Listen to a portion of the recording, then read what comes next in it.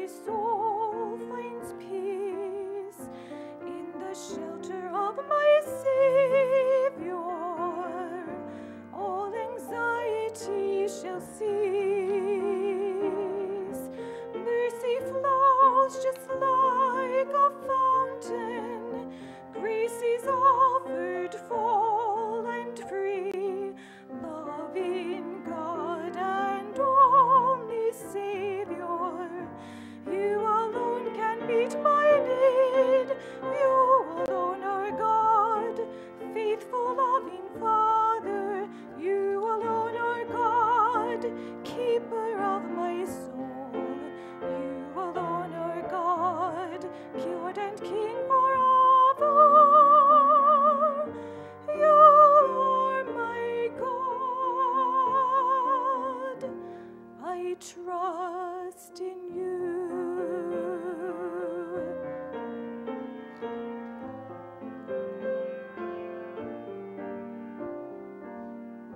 All my hope is placed upon you.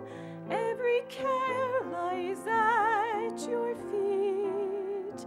As I trust, my heart rejoices, for in you I am complete. You are my rock, my firm foundation. You're my light, my steadfast guide. You're my God, and I will praise you. In your hands I place my life. You alone are God, faithful, loving Father. You alone are God, keeper of my soul. You alone are God, Lord and King forever. You are my God. You are my God. You are my God. I trust in you.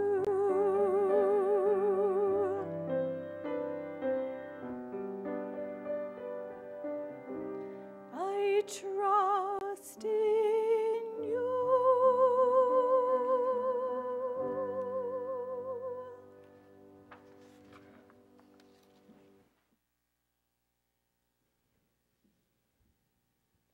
Thank you for that special.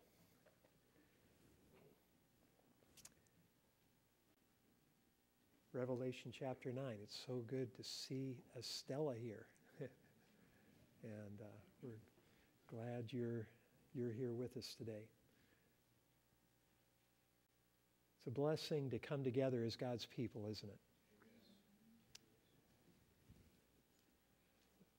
The fellowship is what God intended, and it's a wonderful thing to be a part of the body of Christ.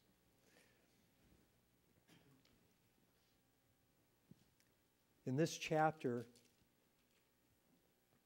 we're going to experience something that has not taken place yet in this book. And I think it will help us even to understand the seriousness of what is going on better.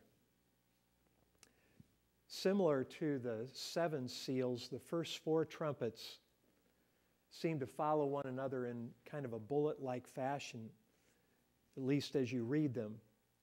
We don't know the exact duration of each of those. But then the last 3 trumpets are of a more terrible and horrifying nature. And this is exactly what the angel flying through the air in Revelation 8 was warning us of in introducing this. And I just want to read that one more time. In verse 13 of chapter 8, he says, "And I looked and I heard an angel flying through the midst of heaven, saying with a loud voice, 'Woe, woe to the inhabitants of the earth because of the remaining blast of the trumpet of the 3 angels who are about to sound.'" We're going to just look at the first blast of those 3 remaining trumpets. Remember that each of the 7 seals on the scroll were broken. And the judgments written in each of those, contained in each of those seals, took place right after each one was broken. It was activated in real life, with the exception of the 7th seal. And the judgment began immediately. However, right after the 7th seal was opened, you remember there was silence for half an hour. We don't see that happening now. In fact, it seems like everything is progressing, and it will not stop until God is finished. Satan has always been busy trying to thwart God's purposes. We see it all through Scripture, from the time of creation, when Satan first tempted Eve, and then Adam fell. We see it later on as in the pre-flood society. And it says the sons of God cohabited with human women. And I believe that was Satan's purpose, to try and thwart God's purpose again. But God brought a flood and destroyed the whole world except for Noah's family. We see it throughout God's chosen people, first Abraham, and then as he had his 12 sons and 1 daughter, and those 12 sons were not virtuous people necessarily. We see it as Satan shows up and tempts David to number the people. And as a result of that, thousands died from disease. We see Jesus Christ at the opening of the New Testament, where he tempts Jesus Christ himself. And then his temptation of believers. And we see it all through the Bible, all through the New Testament, all the way to the trajectory of this world that keeps falling deeper and deeper into depravity. We see it today, don't we? All over our society, we see people going deeper and deeper. And in this section, we'll see more of his activity. The 5th angel sounds his trumpet. Immediately, the judgment written in the scroll is initiated. And here we see the opening of the bottomless pit. The 5th angel sounded, and I saw a star fallen from heaven to earth. To him was given the key to the bottomless pit.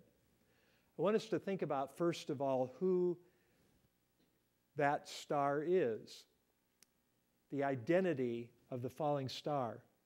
And you remember as we've taught many of the rules of interpretation, context rules first. We judge according to the context. And I want you to look at chapter 8, verse 10. Then the 2nd angel sounded, and something like a great... I started in verse 8, verse 10. Then the 3rd angel sounded, and a great star fell from heaven, burning like a torch, and it fell on 1/3 of the rivers and on the springs of water. The name of the star is wormwood. 1/3 of the waters became wormwood, and many men died from the water because it was made bitter. Now, let me read in chapter 9.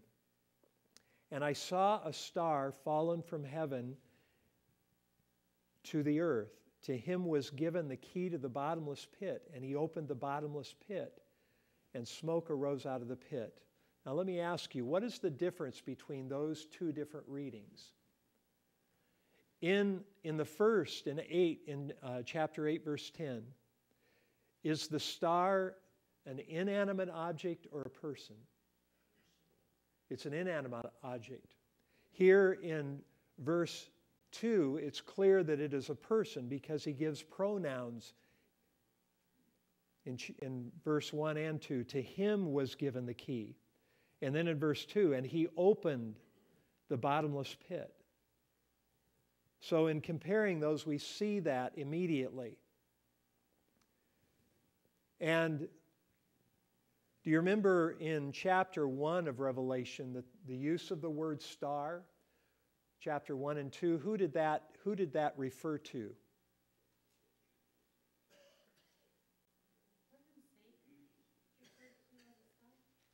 It was the angels of the church, the 7 angels of the 7 churches, which we believe were probably the pastors. But nevertheless, the stars there are people. They're a person, a personality. Now, I want you to notice something else. Look at verse 10 of chapter 8. And a great star fell from heaven. Now look at chapter 9, verse 1. And I saw a star fallen from heaven. It's very important that we see the 2 tenses that are used here. In chapter 9, the word fallen, it's different. It's the same word, but it's given in a different tense, which denotes a completed action in the past. So what was happening is John did not even see the star fell. He said it was fallen. It was already fallen. And so we have a description here that's very important. Now, the progression of Scripture guides our interpretation as well. And I'd like to take us through a development of this, and I'd like you to turn to Isaiah 14. Isaiah 14.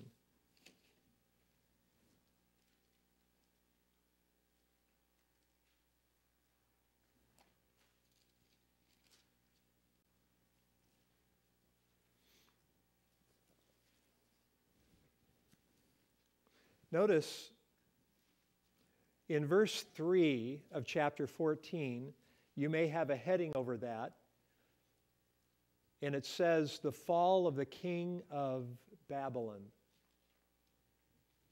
And so it describes the fall of the king of Babylon.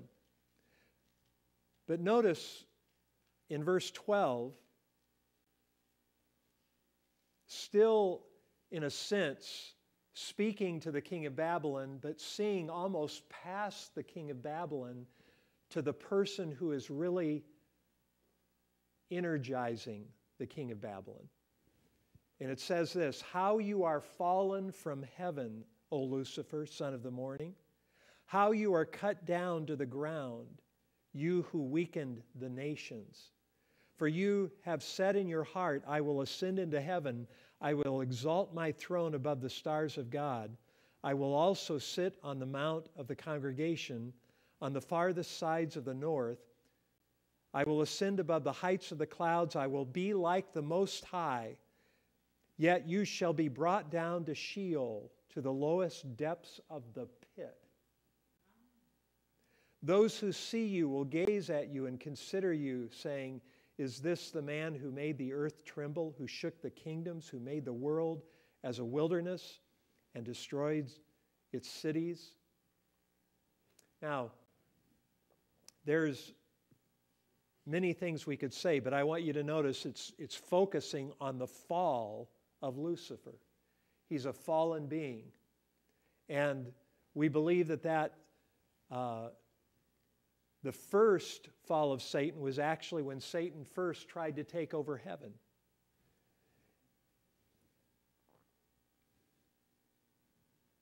In the book of Revelation, the kingdom of Satan on earth is called what?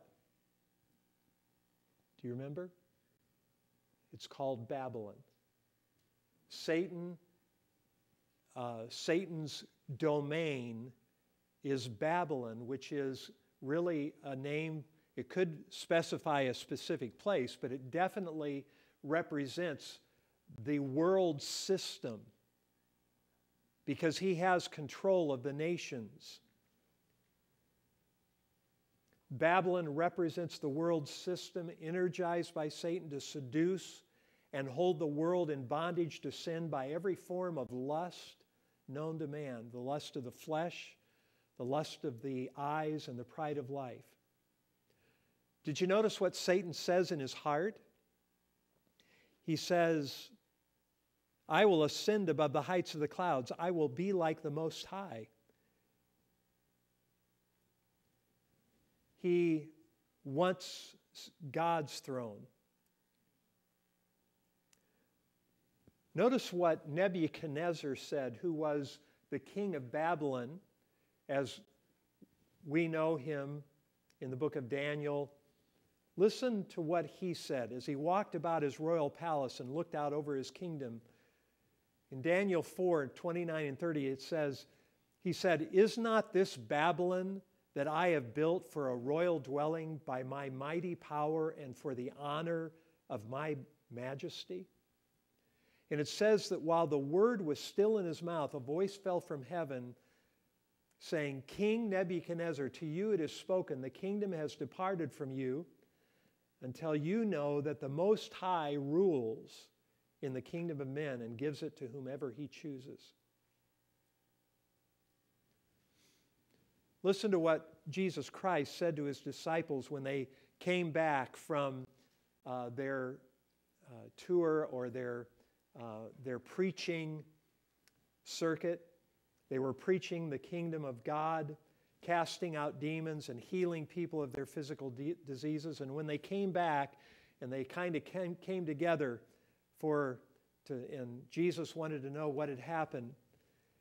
And they told him, they were excited when they got back because they said they saw so many miracles happen. And this is what he said to them, I saw Satan fall like lightning from heaven. Behold, I give you the authority to trample on serpents and scorpions and over all the power of the enemy, and nothing shall by any means hurt you. Nevertheless, do not rejoice in this, that the spirits are subject to you, but rather rejoice because your names are written in heaven. Note several things. He said, I saw Satan fall from heaven. Why? Because Satan's kingdom in the matters that happened as the disciples went out, casting out Satan, healing diseases, and disease as a result of the curse of sin, of Satan tempting Adam and Eve. They preached the gospel of the kingdom. He gave them authority to trample on serpents and scorpions. Now, isn't it interesting that we're talking about scorpions today? And serpents and scorpions were kind of equally hated. Now, we don't see many scorpions around here. Several years ago, my wife and I, for our anniversary, went to a cabin down in, I don't know, where 3 or 4 states come together in the southeast. And it was up on a kind of a mountain, and one of the showers had a scorpion in it. And then we were cooking on the grill outside on the porch, and I picked the tarp off over, and I put it down in the ground. And then at the end of the week, when I put it back, there were scorpions under it. I didn't realize we had any of those in the United States, or at least in the Green Mountains. Usually you think of them as more of a desert type dwelling critter. But the serpent is really, that is representative of Satan himself. And we find both of these creatures here named as trampling on them, trampling on Satan's kingdom.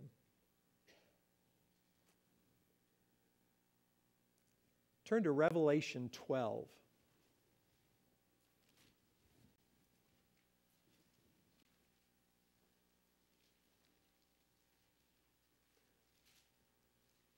Revelation 12, and I want us to start reading in verse 3.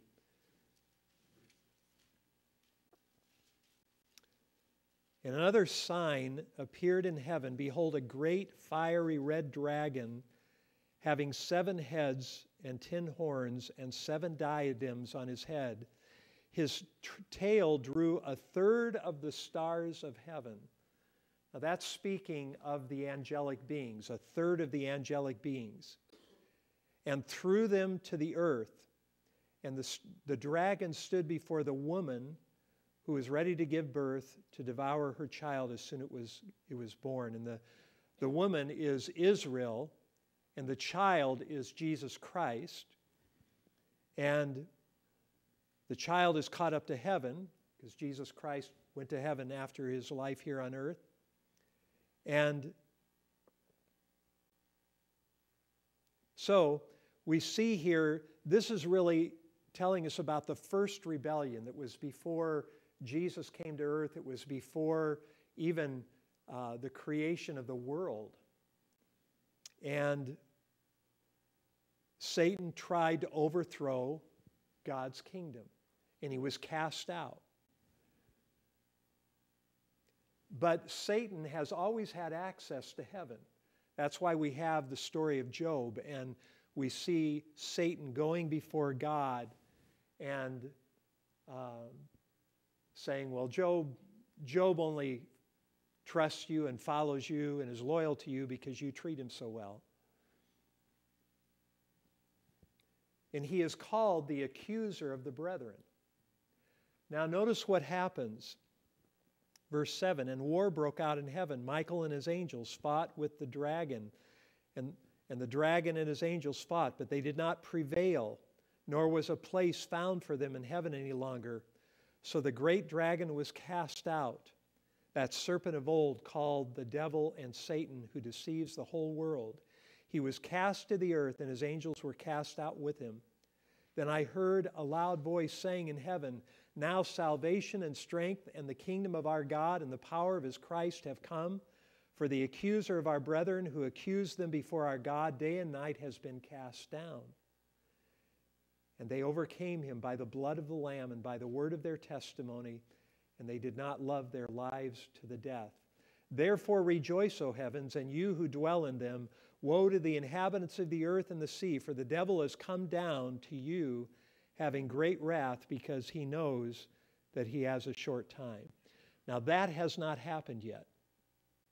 Satan is still the accuser of the brother. He still has access to God in heaven. He still can only go as far as God will let him. But there will be a day when he will be cast. He will no longer be allowed in heaven. He will be cast out because his doom is so close. But when he is cast out, it will only ratchet up his activity because of his anger and his wrath, because he knows that his time is short. Now, I believe that this passage that we are studying this morning, the star fallen from heaven, is actually Satan himself. And I think we'll see that as we go through the chapter. Satan has sought to destroy and seduce the house of Israel, and yet this second rebellion will be his last, and his doom will be close. One of the questions that I asked as I was trying to determine for sure who I thought this was, that I found maybe it didn't quite fit everything, and that was where it says that to him was given the key to the bottomless pit. Ultimately, what I believe that says is that God granted him permission to open the bottomless pit. Because if you remember in Revelation 1:17 and 18, it says Jesus Christ has the keys to hell and death because God has authority over the bottomless pit and over hell. Satan had to get permission to sift Peter and touch Job's assets and physical health. Satan had to get permission to open the bottomless pit because he wanted to let loose these creatures that we're going to address here in just a moment. And the key meant he had been given permission. I don't know, there might have been a physical key, but nevertheless it represented the fact that God was giving him permission. There is another angel that will cast Satan into the bottomless pit in chapter 20 and will lock it. Now, as we move on, I want to underscore that this is the first time one of the judgments have really been demonic in origin. Even though it's at God's permission, God's allowing it for the purpose, for his own purpose, it is Satan and his demons who are controlling it, who are doing it. So we have the bottomless pit with Satan's breadth of operations limited to the earth and the time of his judgment drawing closer. He seeks to cause more destruction as much as possible to the kingdom of God. The bottomless pit, its identity, the word bottomless pit literally means a depthless hole, and some demons were cast to the earth and others were cast into this pit. This was the holding place of incarcerated demons and is mentioned 7 times in the book of Revelation, always in reference to the abode of these demons, the incarcerated demons. 2 Peter 2:4 talks about this a little bit. It says, "For if God did not spare the angels who sinned, but cast them down to hell and delivered them into chains of darkness to be reserved for judgment, and did not spare the ancient world, but saved Noah, one of the 8 people, a preacher of righteousness, bringing in the flood on the world of the ungodly." And that phrase, "but cast them down to hell," is one word in the Greek language, and it refers to Greek mythology, a term used in Greek literature for the place where the worst sinners, those who had offended the gods personally, went after death and were punished. And Peter uses this word from Greek mythology because his readers, who were Greek, understood the concept better. It literally means the deepest abyss of Hades or hell. And because of the heinousness of the sins of these demons, they were cast or imprisoned in such a place for the severest torment possible. And they remain in that place awaiting their sentencing to final punishment. Some of them the Bible in one reference says that they were bound there forever. So maybe not all of them are bound eternally. They will be let out. We know that some of them will be let out. John MacArthur says, "The demons incarcerated in the abyss are undoubtedly the most wicked, vile, and perverted of all the fallen angels. Jude describes some of them as angels who did not keep their own domain, but abandoned their proper abode, noting that God has kept them in eternal bonds under darkness for the judgment of the great day, just as Sodom and Gomorrah and the cities around them, since they, in the same way as these, indulged in gross immorality and went after strange flesh, and are exhibited as an example in undergoing the punishment of eternal fire." That's why the timing of this was so important, because the timing of it was at the time of the flood.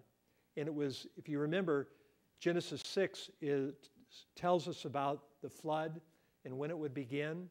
And it's at the beginning of chapter 6 that it talks about the sons of God, meaning angelic beings, but these are the fallen angelic beings who came down and cohabited with human women.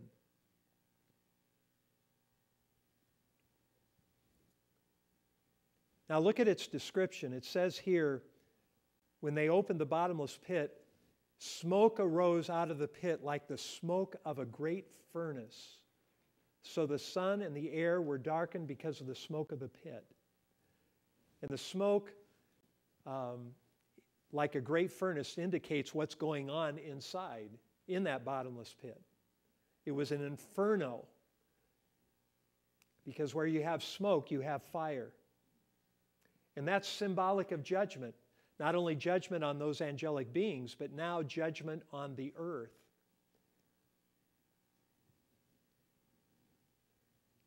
And it was so filled with smoke and fire that when it was opened, columns of smoke came just out and filled the earth's atmosphere, blackening the sun and the moon from being seen.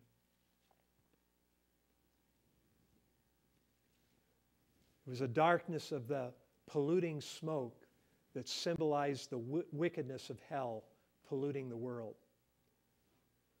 The darkening, you remember in several of the judgments already, we've seen the darkening of the sun and moon and stars. And so this isn't a new thing, although this is being caused by something new. And it points to coming judgment on the earth. Now at that point, then it says in verse 3, we see the unleashing of the demonic forces. Then out of the smoke, locusts came upon the earth, and to them was given power as the scorpions of the earth have power. Literally, the powerful forces of these hellish demons imprisoned in the bottomless pit are unleashed to torment and terrorize the inhabitants of the earth. Locusts in Scripture were always a negative thing. They were sometimes used as judgment. In fact, in Deuteronomy 28, where Moses has written down the curse, the blessing or the cursing if they do not keep the covenant that God made with them, the covenant of Moses. And if they don't keep it, one of the curses was that their land would be destroyed by locusts. That was only one of many of the curses that are given there. 2 Chronicles 6:28, we find a similar thing where Solomon is praying to God, and he's blessing the temple, he's blessing the people, and he's interceding, and he says, Lord, and if at some point we turn away from you and we come back and we call you, will you heal our land? And he mentions locusts because that was specifically stated in one of the curses in Deuteronomy 28. Locusts are listed as one of God's judgments on Israel. In fact, the fulfillment of Deuteronomy 28 and 2 Chronicles 6:28 is found in Joel. I want you to turn to the book of Joel.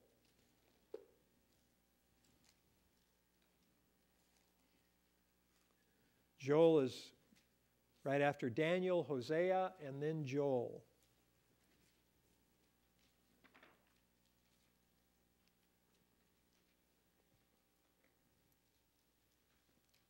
Look at verse 4.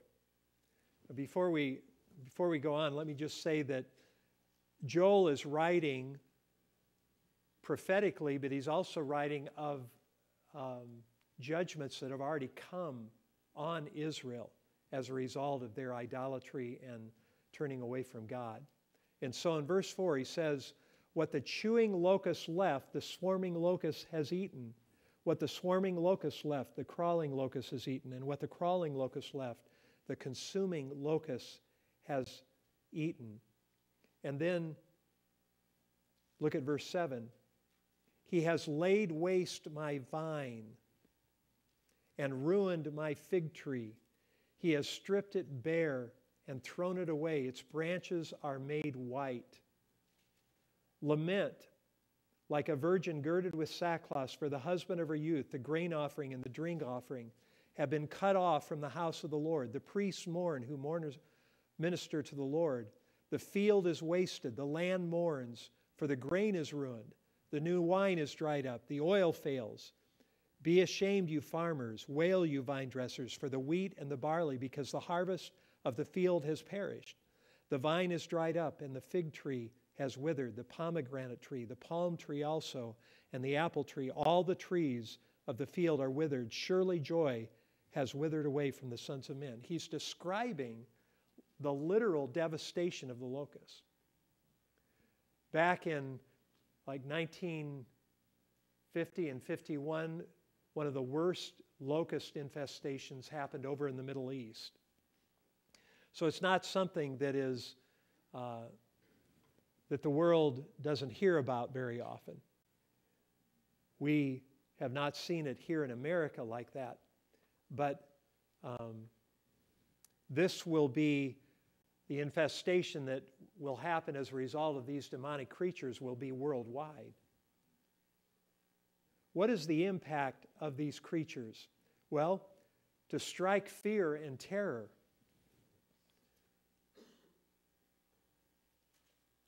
These look like scorpions. They're altered somewhat, but they look like scorpions. And scorpions are not a well-liked creature. And so, swarming out of the smoke of the pit appear these hideous, vile, demonically energized locusts.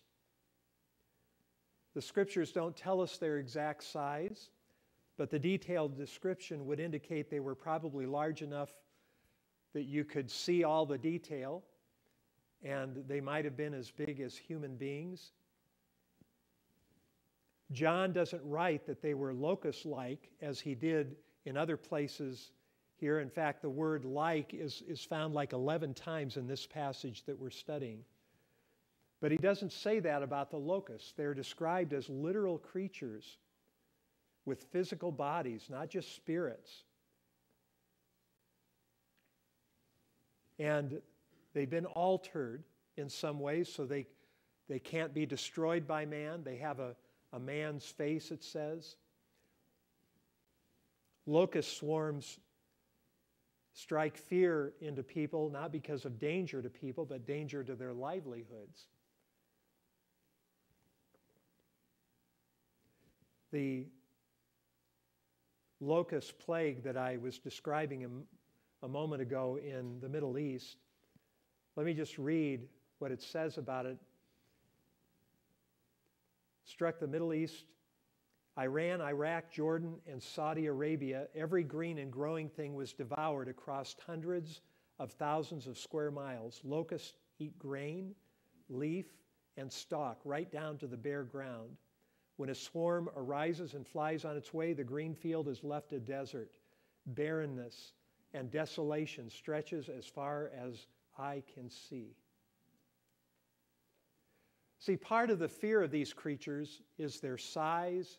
It is their number. Can you imagine life size? I mean, locusts the size of a man, described in this way, swarming across the nation, not eating plants, but stinging people.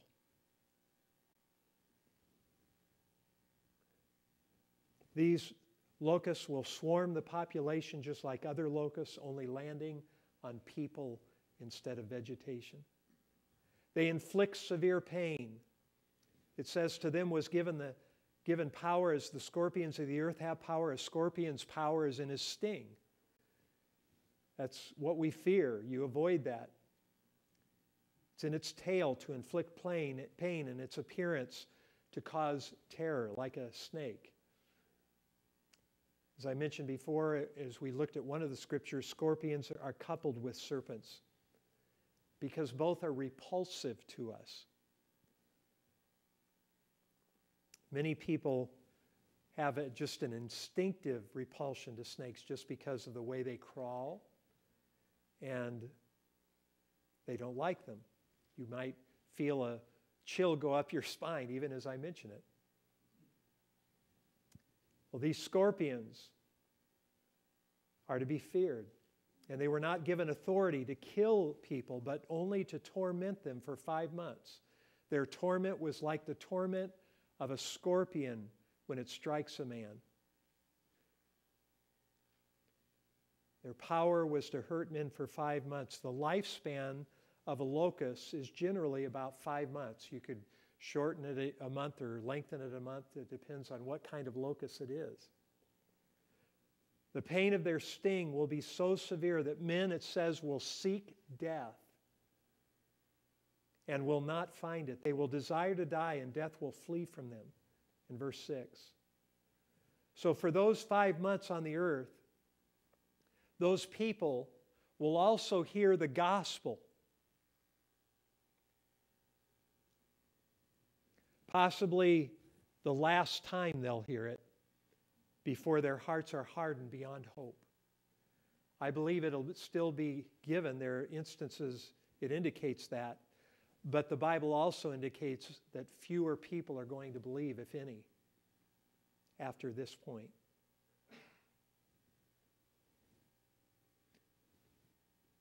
There were 2 limitations placed upon them. One, they were not to eat the grass, vegetation, trees, or anything of that nature. And they were not to harm the sealed servants of God. They were only to inflict those who do not have the seal of God upon them. It's interesting, isn't it? It's very much like the plague in Egypt. One of the plagues in Egypt was locusts. And when the locusts went through the land, the only land that was not devastated or even touched by them was the land where Israel was living. And even so, here, very similarly, the Israelites, or those with the seal of God upon them, are the only ones that will not be touched. Notice the description of the locusts. Their shape was like horses prepared for battle. They will look formidable. A horse is a powerful animal that can easily outrun a human being. And I believe that's one of the reasons why these creatures are going to be very large. And they will have strength combined with intelligence. They can fly, they can run, and they will be able to go places that other animals cannot go. And that's why the human race, no one will be safe from them except those with the seal of the God upon them. On their heads were crowns of something like gold. Notice it says of something like gold. The word here is the word Stephanos. It's the crown of victory, which indicates that the demon host will be invincible and unstoppable and will conquer everything. Men will have no power to resist them and no weapon that can harm them. And there will be no cure for this terrible torment that inflicts them. Their faces were like the faces of men. That's where I feel that it indicates intelligence. These are rational beings, not mere insects. They had hair like women's hair. I don't know why that's the case. Maybe it will make them look all the more fierce because it's so out of place.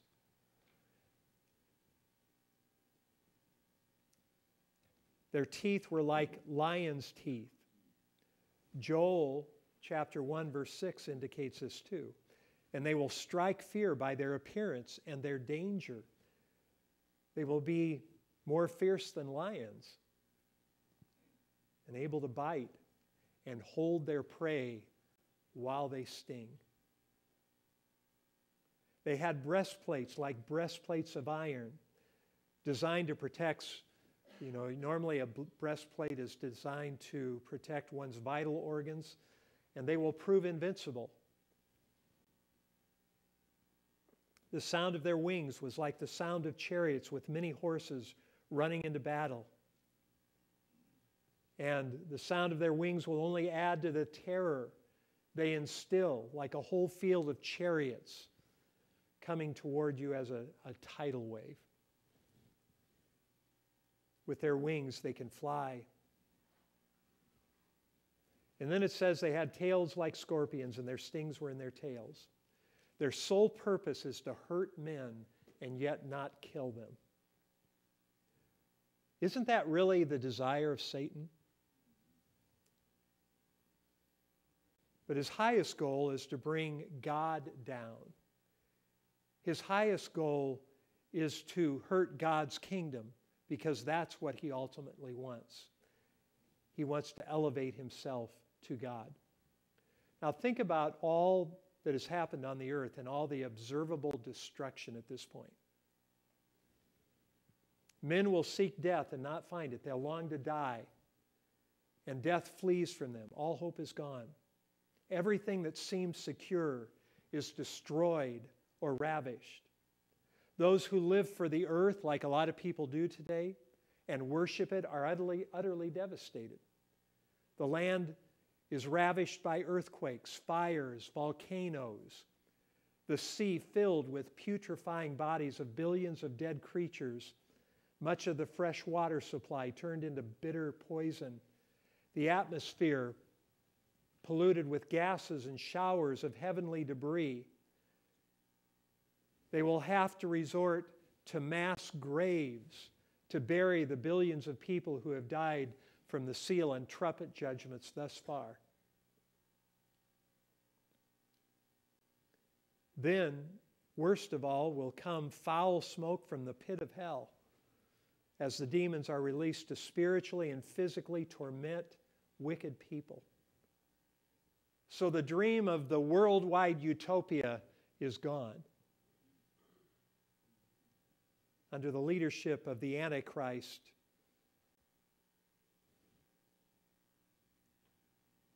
that dream will die. Driven mad by the filth and evilness of the demon infestation, people will seek relief in death, only to find that death has fled from them.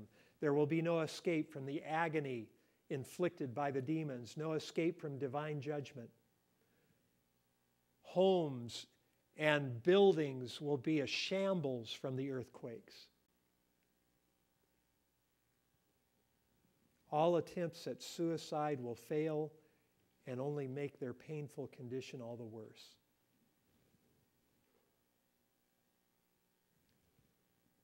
Now, notice the last thing that is given here. It says in verse 11, "And they had as king over them the angel of the bottomless pit, whose name in Hebrew is Abaddon, but in Greek he has the name Apollyon." I read quite a few commentaries on this. Many of them feel that this is not Satan, but it's an angelic being. I tend to disagree with that. Part of the reason for that is because he's called the king. And I believe Satan is the king of this dominion, of this kingdom, this pit. He would be the highest ranking angelic being in the kingdom. He would be the most vile demon in the kingdom. He's over the underworld, and he's the one who organized these demonic beings to go out into the world and sting people. In the book of Ephesians, chapter 2, verse 1 and 2, he's called the prince of the power of the air.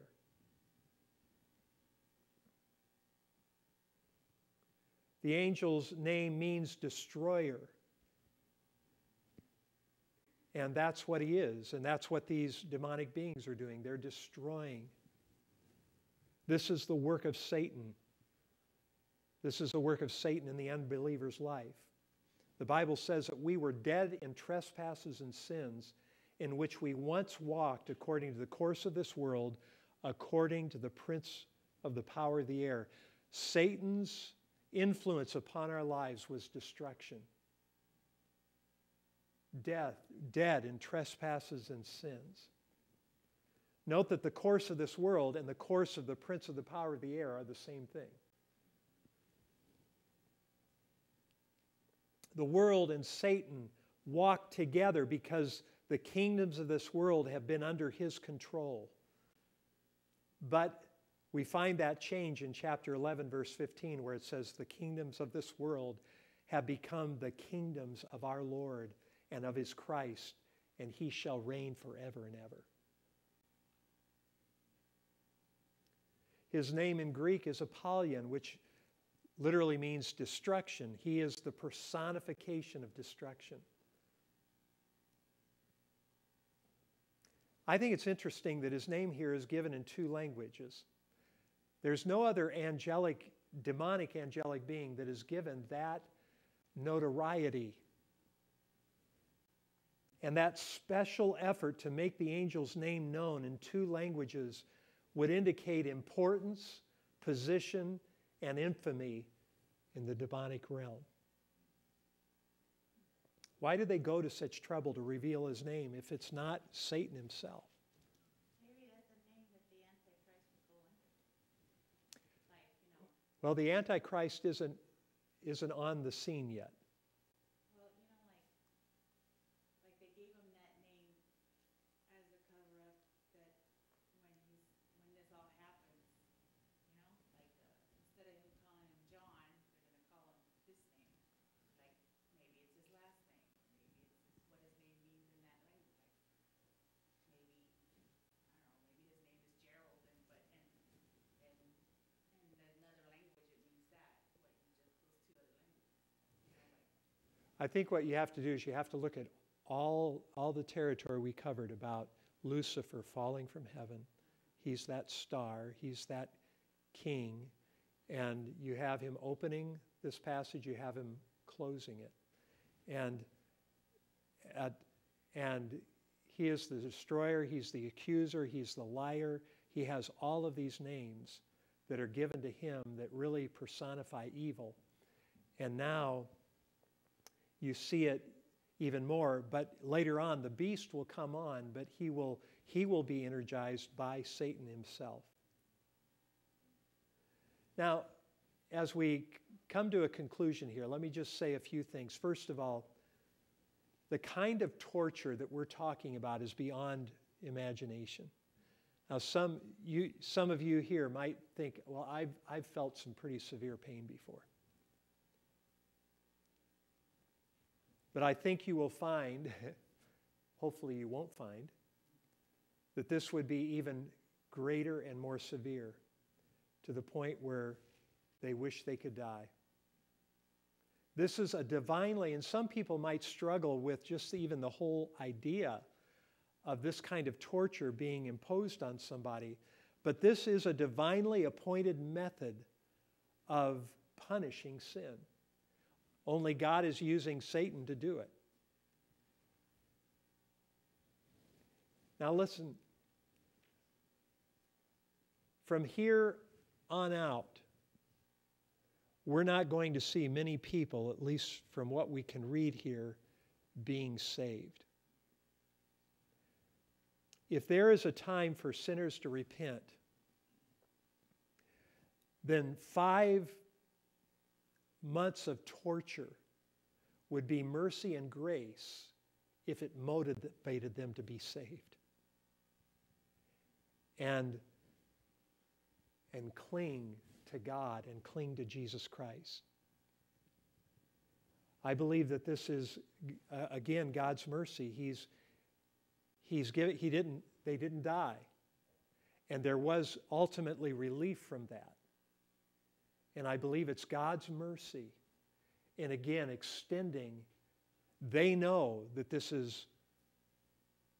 they know that Satan is doing this. They know that God is allowing this judgment. And therefore they know that God is real.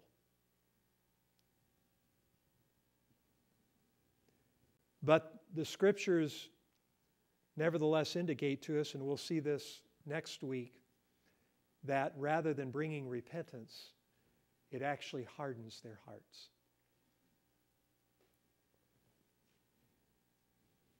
This is the first time Satan's forces are released to show or demonstrate their physical presence and the pain that they will bring upon humanity. I believe there's two purposes for that. Number one, a taste of judgment. That's why I entitled this message just a little bit of hell on earth. There's a taste of judgment, so they get a sense of this. The second reason is repentance for salvation. And realize that for the first time, they'll see the true nature of Satan. Maybe people that have been deceived but weren't wholly given over to the depravity that some people are, but for the first time, they'll see that Satan's end is destruction. What he desires to bring to any life is not good, but bad, because that's who he is. And when people see the true character of Satan and his demons, they may realize their foolishness and turn to God. Those who have worshiped at the shrine of self-pleasure and self-exaltation and sensuality will see that the end is death. At this point, God is in a sense forcing Satan. He's forcing the hand to reveal to humanity who he really is, a destroyer, not a healer. This is Satan's last-ditch effort, not this particular passage, but as we're now in the last half of the tribulation period, he's picking up his activity as a last-ditch effort. And he's going to cause even more destruction. God is narrowing the window of opportunity for the inhabitants of the earth to repent. He closes this passage with a warning again. One woe is past. Behold, still two more woes are coming after these things. Now, friends, this ought to make us very thankful if we're believers here today. That you won't face this. But our response should not only be gratefulness, but our response should be to prepare ourselves. There will be many professing Christians, and understand how I'm using the word professing. They profess Christianity, but they're not living Christianity. They're deceived by the spirit of the age, and there will be many of those people who will awaken in the tribulation period.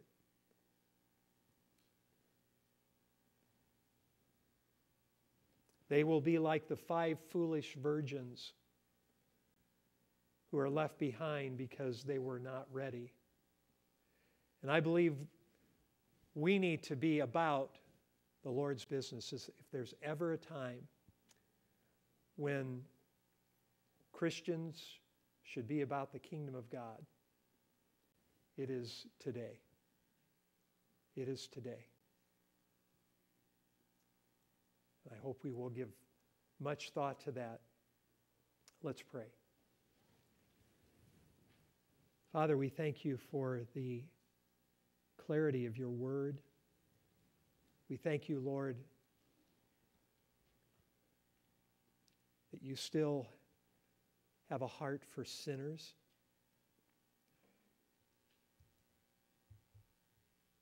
For saving sinners. And Lord, I pray that you will impress upon our hearts not only how thankful we are and how much we owe you, But Lord, may you give us a concern for the lost, for their repentance. May you give us boldness. Lord, I know this has been brought out before, but as we go further and further into the book of Revelation, it becomes more apparent. So, Lord, we pray for these things in each of our lives.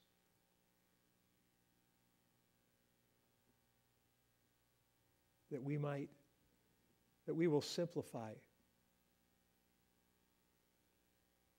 that we will live for the eternal and not for the temporal. And we pray this in Jesus' name. Amen. I'd like you to turn in your hymnals this morning to 291.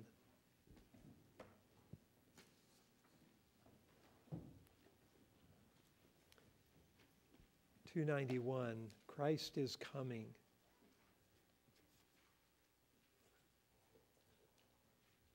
We don't know the hour. And we're called to be prepared for that and the way we do that is by living how Jesus Christ told us to live before he left. O Christian, will you serve him, for redemption draweth nigh. Let's sing it together. Let's all stand. 291. Christ is coming, he is coming, and we do not know the hour. Lord Jesus, you're not ready till you taste his saving power. Lord Jesus, come quickly and take thy children home. Are you ready for his coming when Jesus claims his own? Let's sing the last verse together. He will come in power and glory, and the dead in Christ shall rise. Then we who still are living shall be caught up in the skies. Lord Jesus, come quickly and take thy children home. Are you ready for his coming when Jesus claims his own? Amen. Thank you. You are dismissed.